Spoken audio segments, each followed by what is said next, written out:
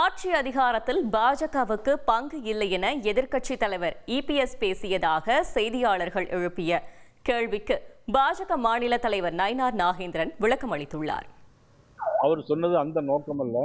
நீங்க பிரஸ்ல எது கேட்பீங்க எனக்கு நல்லா தெரியும். அதனா திமுக காரங்க அவங்கள தூண்டி எப்படி கேட்குறாங்க அப்படின்னா, நீங்க அடகு வச்சுட்டு போயிருவீங்க, பாரதிய ஜனதா கபலீகரம் பண்ணிடும் அப்படின்னு சொல்லி அந்த பேசுனதுக்கு அவருடைய பதிலை தெரிவித்திருக்கார தவிர இதுல உள்ள அர்த்தமோ உள்நோக்கமோ எதுவும் இல்லை. நான் காலையிலே தொலைபேசியில அண்ணன் இபிஎஸ்ல பேசினேன். இது உள்நோக்கமோ எந்த அர்த்தமும் கிடையாது. அதனால எங்களுடைய தேசிய ஜனநாயக ஆட்சி அமையும். அது எந்த ஆட்சி அமையுங்கிறத நீங்க ஒண்ணு செய்யுங்களேன்.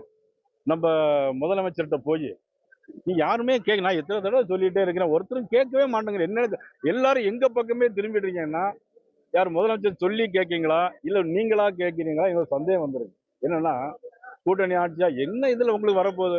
எங்களுக்கு திமுக ஆட்சியை வீட்டுக்கு விரட்டணும், அவ்வளவுதான். ராகுல் காந்திக்கு இந்தியாவில் என்ன நடக்குன்னே தெரியாது. அவருக்கு இத்தாலியில் நடக்கக்கூடிய விஷயங்கள் மட்டும்தான் அவருக்கு தெரியும். அது என்னைக்கு நான் என்ன சொல்லிடுறேன், எடப்பாடி வந்து இந்த பிரச்சாரத்தை முன்னெடுத்துருவாங்க. ரெண்டு பேரும் மாறி மாறி அந்த அவங்களுடைய பிரச்சார வெற்றியெல்லாம் விமர்சிச்சிருக்காங்க. பாஜகவுடைய அடுத்த கட்ட இந்த தேர்தல் பரப்புரை நீங்க என்ன மாதிரி? நாங்க தேசிய ஜனநாயக கட்சி கூட்டணி அதிமுகவோடு நாங்கள் இருந்துட்டு நாங்க எங்களுடைய செயல்பாடெல்லாம் தேர்தல் முன்னோக்கி மக்கள் பிரச்சனை முன்வைக்கிறது ஒண்ணு.